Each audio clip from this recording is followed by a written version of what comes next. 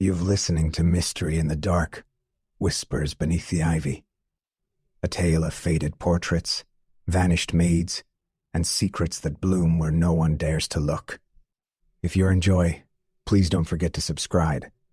Episode 1, A Garden Unearthed. The air was thick with the scent of damp earth and the promise of rain. Symore House, wrapped in climbing ivy and shadowed under a brooding sky, stood like a relic of another age. A grand Georgian manor. It loomed with sullen grace, its stone facade pockmarked with age, gables sharp against the clouds, and ivy curling up its sides like green veins on pale skin. The garden was once immaculate, but now wild roses climbed the trellises unchecked, and forgotten statues stared blankly through encroaching thickets. In the clearing beneath the ivy arch, workers cleared brambles and roots. "Careful there," barked Mr. Ellery, the head gardener, a wiry man with thick gray eyebrows and gnarled hands stained from years of tending soil. "Those roots run deep. Don't break the sculpture beneath." Samuel, a stocky lad with straw-blonde hair and nervous energy, frowned. "I think it's more than roots, sir. There's something hard." The spade climped against something solid. Another strike revealed not stone, but fabric. Stained, shredded fabric, wrapped tightly around something vaguely human-shaped. Gasps followed. Mr. Ellery paled, stepping back. "Stop everything. No more digging. Not a stroke." Within the hour, Lady Helena Symore stood on the edge of the garden path.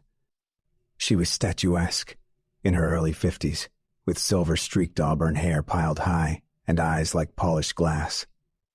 Her gloved hands clutched her shawl. "You're certain it's a body?" she asked, voice poised. "There's no doubt, my lady," Ellery said. Behind her, Lord Symore approached. Once broad-shouldered and formidable, he was now stooped and thin, with shaking hands and a distant gaze. "Not one of our ancestors, I presume. Burials weren't held in the garden." Helena's smile was brittle. "Not officially." She turned to Mr. Cray, the butler, a tall, austere man with neatly combed grey hair and an ever-watchful eye. "Send for the magistrate," she said, quietly. Lady of the house, the drawing-room of Symore House was a vision of Victorian elegance. High ceilings adorned with crown moulding, a chandelier suspended like a frozen constellation, and velvet drapes in deep burgundy. Gilt-framed paintings loomed from every wall, their expressions as cold as the fireplace below. Lady Helena sat on a tufted chaise longue with the stiffness of porcelain, her figure commanding even in stillness. Across from her sat Mrs. Weatherby, a stout woman in her 60s with a sharp gaze and a sensible woolen dress, and Miss Fenton, the newly appointed governess, petite, pale, and soft-spoken, with anxious brown eyes. "It's dreadful, my lady," Miss Fenton said. "Do you suppose it was a murder?" "Let us not speculate," Helena replied. "Symore House has endured scandal before. It shall endure again." Mrs. Weatherby cleared her throat. "There have been whispers about the maid Evangeline." Helena's jaw tightened. "Flighty. She left of her own accord. Only no one ever saw her leave," the housekeeper murmured. Helena stood. Her movement cut the conversation short. "When the inspector arrives, answer his questions. Nothing more." Miss Fenton watched her go, disturbed by the sharp click of heels on marble. The arrival of Inspector Hardwicke, the train hissed into Wiltshire Station. Inspector Alaric Hardwicke stepped out, a tall, broad-shouldered man in his late 40s, with steel-gray eyes and a jaw like hewn stone. A scar ran just below his right cheekbone, a remnant from his younger days in the city. His dark wool coat and bowler hat gave him a striking silhouette against the misty countryside. Mr. Cray met him on the platform, coat buttoned to the neck. "This way, Inspector." As the carriage rolled through fog-veiled hills, Hardwicke asked, "The body?" "A female, wrapped in cloth. Unmarked grave under the old arch." Symore House emerged from the mist like a memory old, imposing and shrouded in shrouded secrets. Its grand front doors, flanked by crumbling columns, opened with a groan.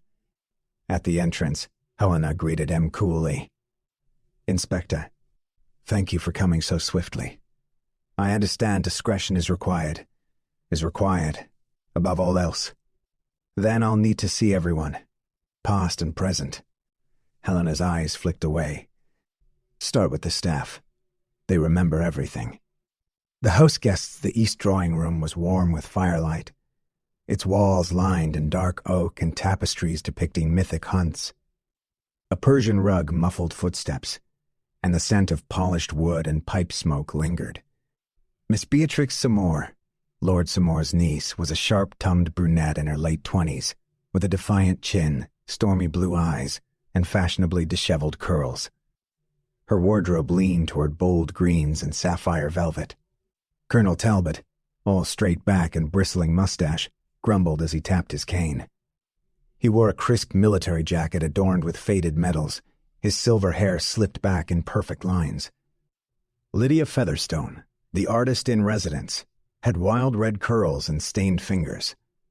Her eyes darted like a bird's, and she often wore bohemian scarves and layered skirts that smelled faintly of turpentine. Reverend Thorne, pale and narrow, looked perpetually exhausted by the sins of the world. His clerical collar pinched his thin neck, and he had a habit of tugging at his cuffs when nervous. Mr. Jasper Fenn, a plump man with an oily grin and scholarly affectation, wore wire-rimmed spectacles and an ill-fitting brown waistcoat.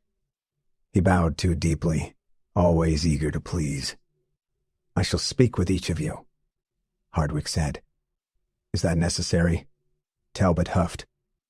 "A body," Hardwicke replied, "rarely misunderstands where it lies buried." A body identified the study was dark, lined with mahogany bookshelves and the faint aroma of pipe tobacco. A hunting portrait of Lord Symore hung above the hearth. A single green-shaded lamp lit Dr. Bramble's paperwork. Dr. Bramble stooped and, murmuring, with wispy gray hair and ink-stained fingers, examined the coroner's report. Female. Age 25. Dead for at least 15 years. No signs of formal burial. Found with a crushed brooch. Hardwicke held it up. The initials, E.C. Mr. Cray answered quietly. Evangeline Cole. Vanished in 1859. Officially. Ran off. But none saw her go. The house creaked around them. Secrets. Pressing in from the walls.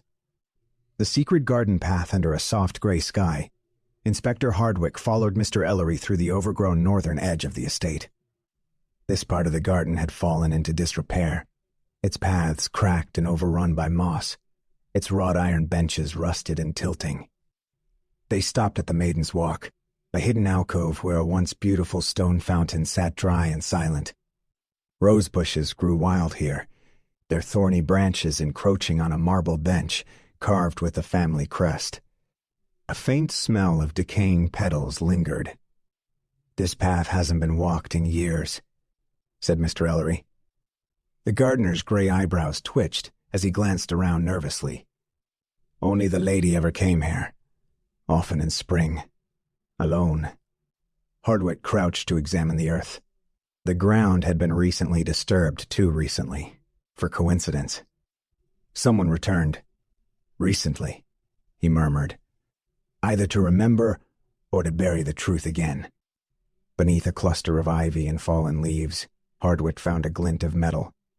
He pulled free a broken locket, its silver chain twisted with grime.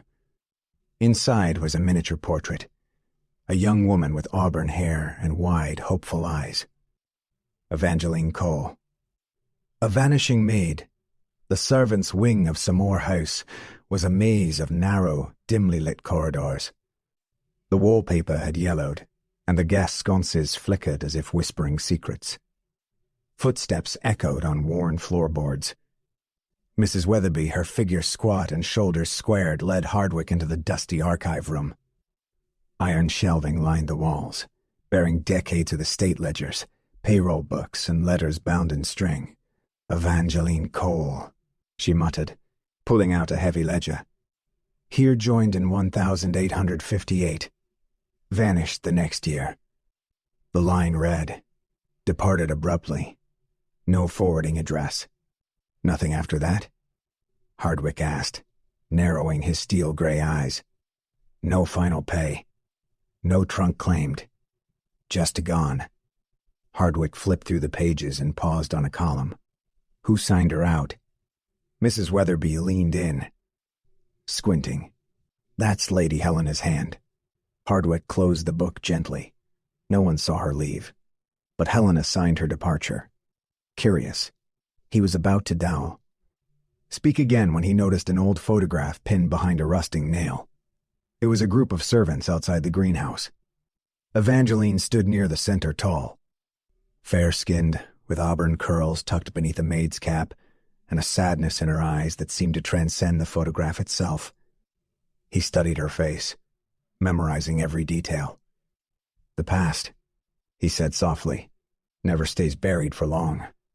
The first whisper, the village inn, the Fox and Hen, sat just beyond the estate walls, a squat, timber-framed building with ivy strangling its sign and fog creeping up its windows. Inside, the tavern glowed with low lamplight, casting shadows on the mismatched chairs and worn wooden floors. Hardwicke sat at a round corner table beside the fire, sipping bitter ale. Across from him was Mr. Townsend, a retired gardener in his 70s with a weathered face like old bark and hands that trembled slightly from age, not fear. Evangeline? A bright girl. Too bright, maybe. Townsend muttered, pulling his knit cap lower. Lord Symore took notice.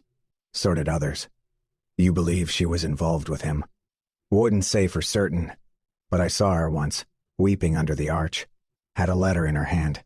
Tore it to bits. Hardwicke leaned forward. What was in the letter? Did you catch any words? Forgive me. I saw those too. And something about the child. And then she disappeared. Townsend. Slash nodded slowly. Gone by the next week. Never saw her leave. No farewells. Just vanished. The tavern's window fogged behind him, the flicker of the fire casting momentary shapes against the glass. What did the lady do? Stopped walking the garden. Shut off the wing where Evangeline stayed. Ordered the bench under the fountain never to be scrubbed. Said it was to remain untouched. Like it was a shrine. Hardwicke tapped his notebook. The weight of silence heavier than the fog outside. She mourned her. In her way. Where she buried her. With roses and silence. The portrait in the attic. The attic smelled of mothballs, candle wax, and a history no longer welcome. A single high window allowed pale daylight to stream in, illuminating forgotten trunks, stacked paintings, and a rocking chair covered in cobwebs. Hardwicke moved through the space carefully. Dust motes danced around his lantern as he pulled back a tattered canvas to reveal a portrait hidden beneath. The breath caught in his throat. The painting depicted a young woman with auburn curls flowing loose around her shoulders. Her gown was simple, but her expression held a tender melancholy. The brushwork was masterful, and in the corner, the signature, Roderick Vale, 1859.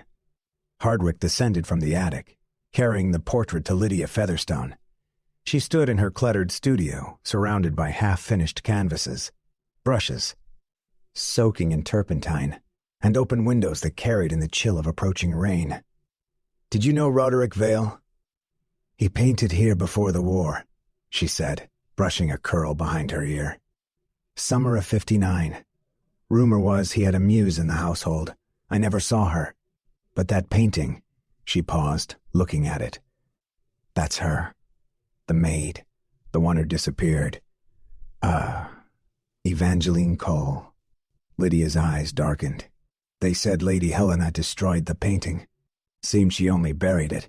Rumors in the kitchen. The kitchen was the warmest room in the house. It smelled of thyme, baking bread and coal smoke.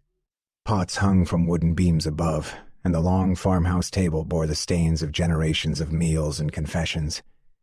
Hardwicke sat with the kitchen staff, 3 women and 1 boy, all in aprons, their hands red from work.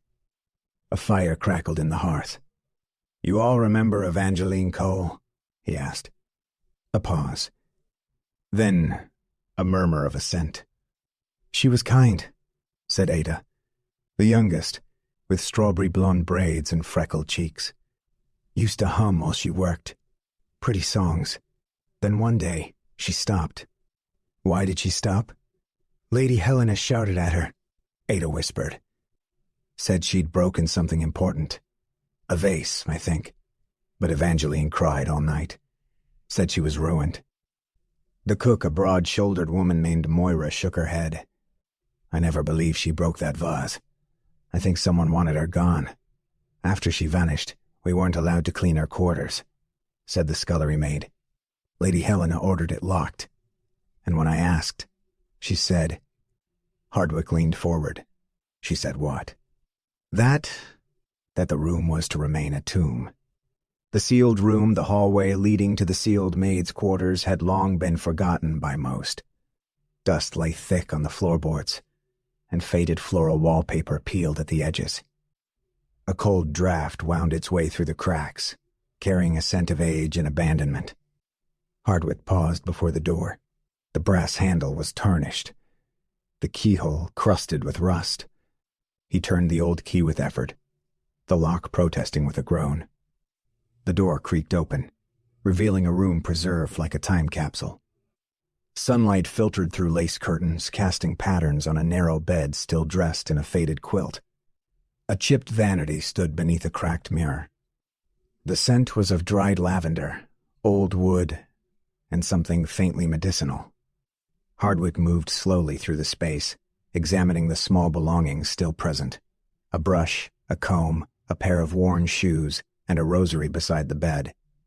He opened a drawer and found a folded piece of blue cloth. A journal. He read aloud softly. March 3rd. He says he loves me, but only in shadows. March 20th. I've missed my courses. He says he'll arrange everything. April 2nd. I fear I will not live to see May. The inspector closed the book, his hand tightening around the spine. She knew, he said to himself. She was afraid, and no one listened. A mother silenced. The conservatory at Symore House was a glass cathedral of heat and stillness.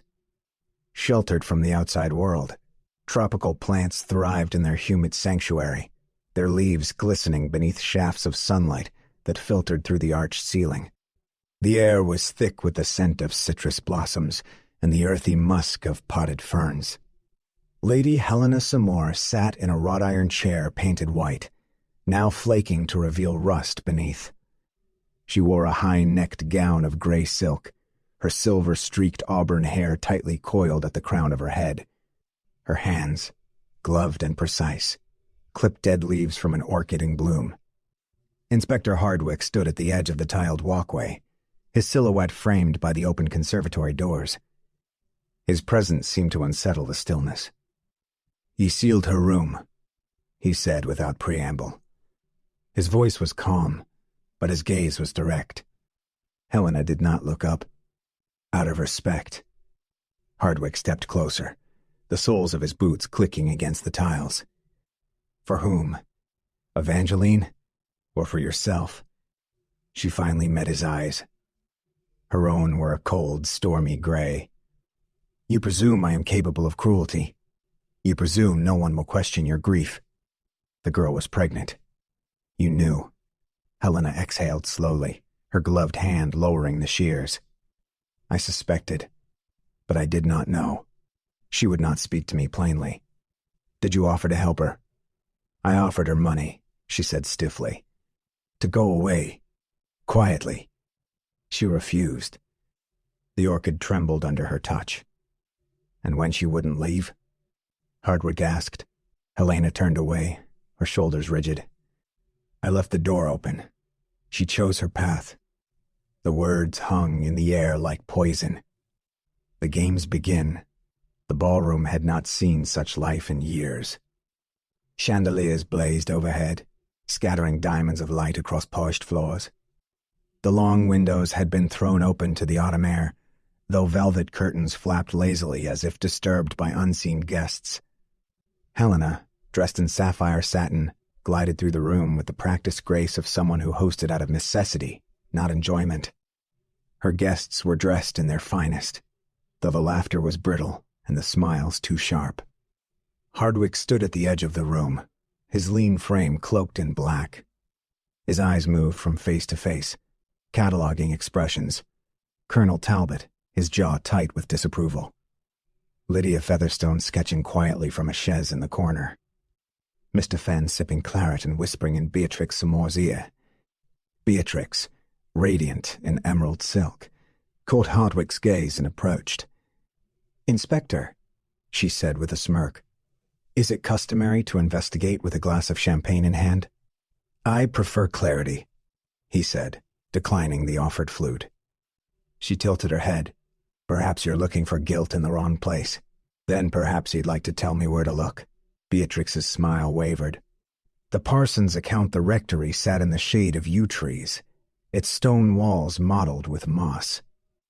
Inside, Reverend Thorne's study was dim, its air tinged with incense and the faint aroma of pipe smoke.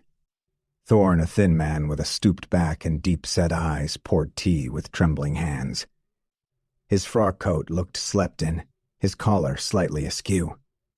"You heard her confession," Hardwicke said, seated across from the vicar at a small writing desk. Thorne nodded slowly. "She came to me in fear. Not of sin, but of someone. Someone close. But did she name him? She did not. She said only that he was powerful, that if the truth came out, she would disappear." Thorne opened a drawer and produced a folded envelope. "She left this in my box. I never dared open it." Hardwicke accepted it and opened it slowly. Inside was a single sheet of paper, yellowed and creased. "If you are reading this, I am likely already gone." He promised protection. Then he vanished. "If I die, let it be known I was silenced. For what I carried, and for what I knew." Lord Symore's illness, the library was dark, its shelves reaching the ceiling, filled with volumes no one had touched in decades. A fire crackled weakly in the hearth. Lord Symore sat wrapped in a tartan shawl, his once imposing frame diminished by illness. His pale hands trembled in his lap. His eyes, milky with age, stared into the fire. Hardwicke watched him from the opposite chair. "Do you remember Evangeline Cole?" A pause. Then she had a laugh like wind chimes. "Did you care for her?" "She cared for me. That was enough to ruin her." Helena appeared at the door, her face unreadable. Hardwicke stood. "You knew what happened." Lord Symore's voice was barely a whisper. "We all did." The artist returns the carriage from the west arrived in a curtain of fog. Roderick Vale stepped out, his tall frame hunched slightly beneath a wide-brimmed hat. His hair was prematurely gray, tied back with a ribbon, and his coat bore the stains of travel and neglect. He entered the house with eyes that flitted over the entryway as if revisiting a memory. Hardwicke met him in the study. "You painted her," he said, unrolling the portrait of Evangeline. Vale paled. "I did. I tried to save her. I told her to leave. She said she couldn't. Why not?" "Because she was already gone," he whispered. In their eyes, she was never meant to exist. A letter without a stamp rain streaked the stained glass windows of the upper landing, turning the colored panes into watery illusions. The halls of Symore House were hushed, the sort of quiet that comes when something momentous stirs just below the surface. Mr. Cray, stiff-backed and solemn, entered the inspector's study with a long, slender wooden box. He carried it like it contained a relic from a crypt. His gloves, usually immaculate, bore faint smudges of dust. "We discovered it behind a false panel in the maid's vanity," he said, voice barely above a whisper. "Hardwicke, Seated behind a heavy mahogany desk layered with maps and scribbled notes, gestured for the box. He opened it slowly. Inside were letters, bound with a faded silk ribbon. The paper was yellowed, brittle. The handwriting elegant, unmistakably feminine. He unfolded the first. My dearest girl, we must be cautious. There are eyes in every shadow. I will protect you, but the child must remain secret. Hardwicke's gaze lingered on the final line, signed simply, H. Helena. Midnight on the terrace. The fog had rolled in heavy by midnight. The terrace, with its crumbling balustrades and view of the wild gardens below, seemed suspended between time and shadow. Moonlight glinted off puddles left by the rain. Hardwicke stood still, pressed into the alcove near the gallery doors. The faint scrape of shoes on stone reached him, followed by voices. "You said you destroyed them," hissed Beatrix Symore, her emerald cloak wrapped tightly around her tall frame. Roderick Vale, hands buried deep in his coat pockets, kept his voice low. "I couldn't. She deserved to be remembered. You have no idea what you've done." "I think I do," said Hardwicke, stepping into view. Beatrix startled, stepping back. "You've been spying on us." "Listening," he corrected. "There's a difference. I know about the child." Beatrix's shoulders slumped. "I saved her. I couldn't let Helena take her future too." The hidden baptism record the church vault beneath St. Aldhelm's was cool and musty, the air thick with mildew and secrets. Reverend Thorne led the way with a lantern, its light casting flickering shadows across stone walls carved with centuries of names. "Few come down here," he said. "Even fewer know what's stored." They reached a narrow table stacked with worn record books. Thorne found the right volume, a leather-bound tome the color of dried blood, and opened it to a page near the back. There, written in smaller script in the margins, Evelyn Cole, baptized June 1859. Hardwicke traced the name with his gloved hand. She was born, hidden, unclaimed, but here, nonetheless. Footsteps by the fountain. The garden was quiet, the kind of quiet that makes every rustling leaf sound like a shout. A veil of mist clung to the ground. Hardwicke followed a trail of damp footprints winding toward the dry fountain at the heart of the garden. Vines coiled around its base like green serpents. A sudden movement, skirts brushing brambles. Someone darted away. He pursued, boots crunching over wet gravel. A torn fragment of velvet caught on a thorn bush. He pulled it free. Black fabric, lined in gold thread. The edge embroidered with two initials. B.S.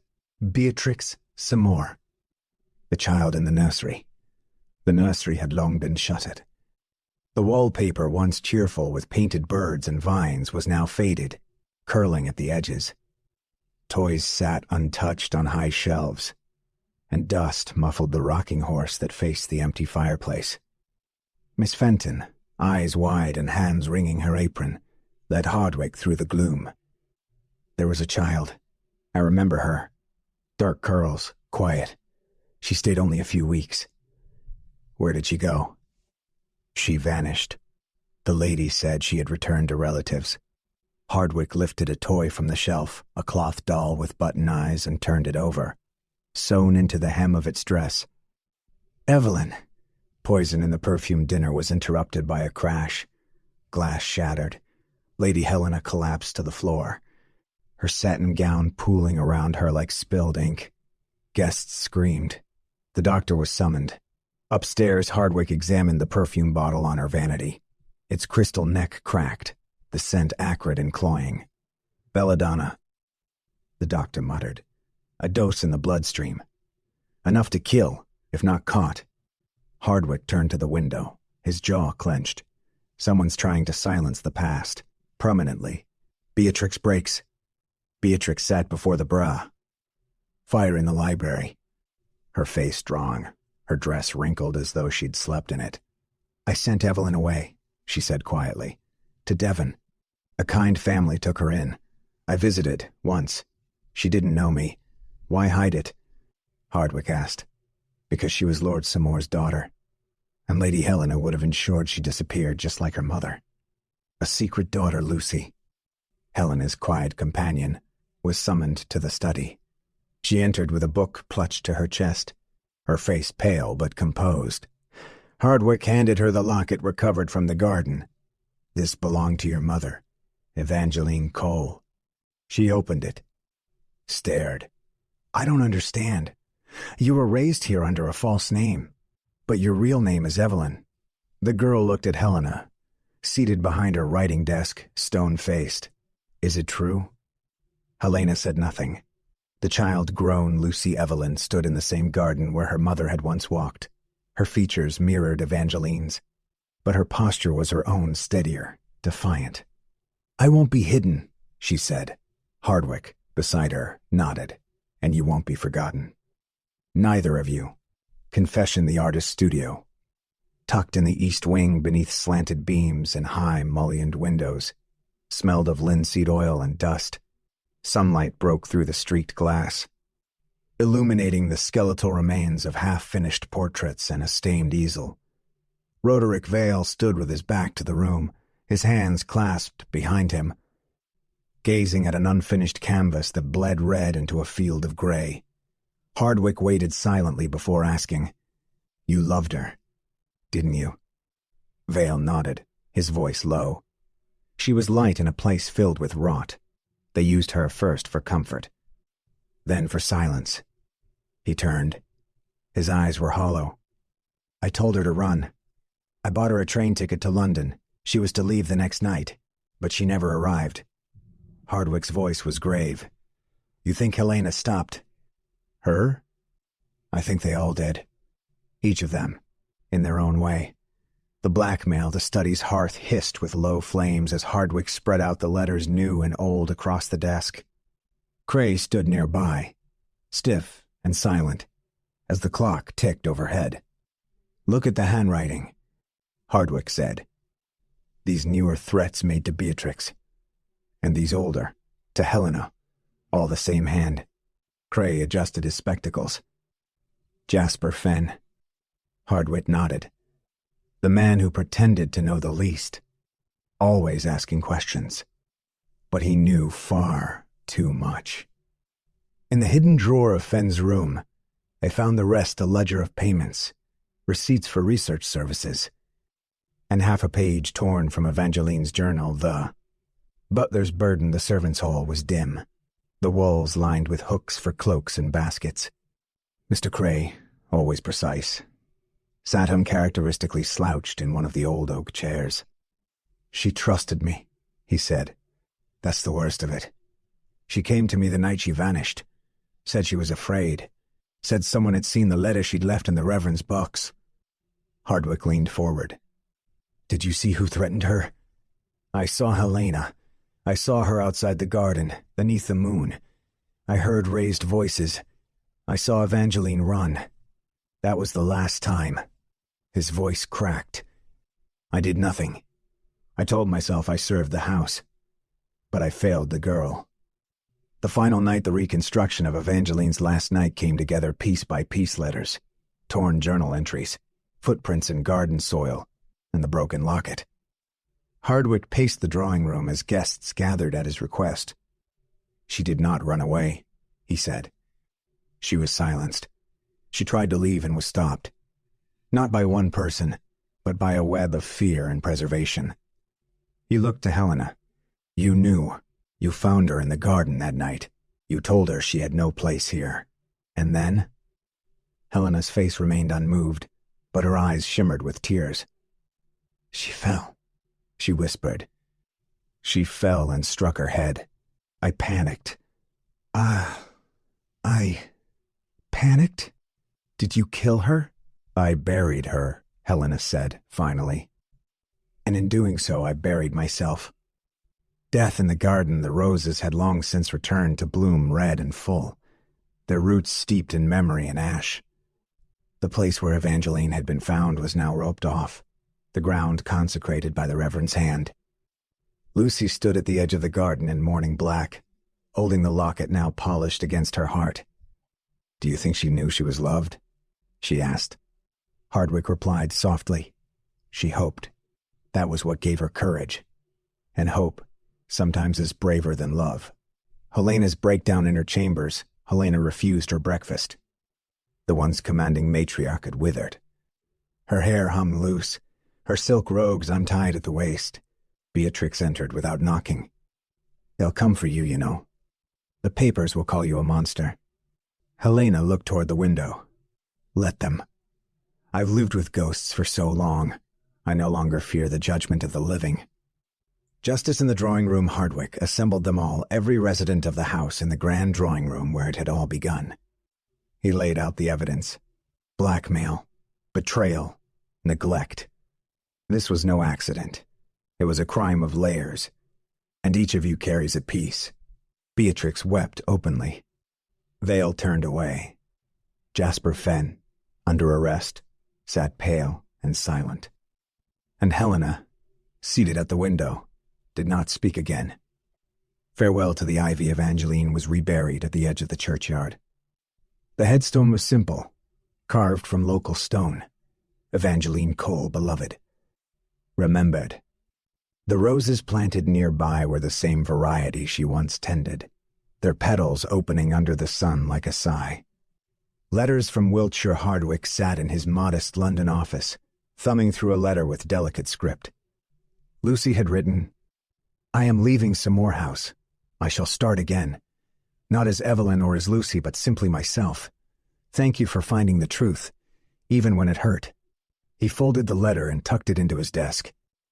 A garden in bloom months later. The garden was restored. The ivy had been trimmed, the paths cleared. Beneath the archway where it had all begun, Lucy knelt with a trowel, planting new roses. Hardwicke stood nearby, older, wearier, but watching with quiet resolve. "Will they flourish?" she asked. "With time," he said.